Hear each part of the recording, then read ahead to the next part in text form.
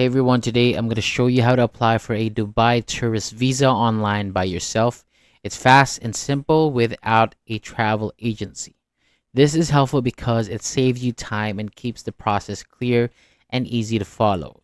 So if you're flying with Emirates Airlines and you already bought your ticket, start by going to Emirates website, clicking the Manage tab. Then scrolling to the visa and passport section and choosing visa and passport information. Enter your country of citizenship, your country of residence. So this is optional, and select United Arab Emirates as your destination. So the site will confirm if you need a visa and what's required, like having a passport valid for at least 6 months and a round trip ticket.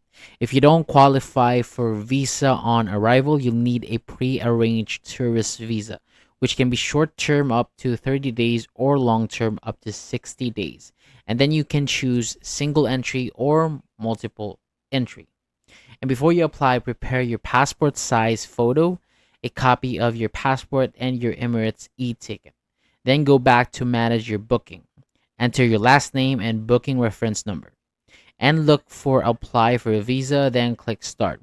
And then you'll be redirected to the VFS site, and you'll receive an email with a link and login details to complete the form. Fill everything out carefully, upload your documents in JPEG or PNG format in the correct size, pay the fee using a credit card or debit card, and then track your application. And you should get a response in about 3 to 4 business days. Once approved, your visa will be sent by email as a PDF. So print it and keep it with your passport for arrival. And also, just a quick tip, the best time to visit Dubai is November to March because the weather is cooler, and always be careful of scams or deals that feel too good to be true.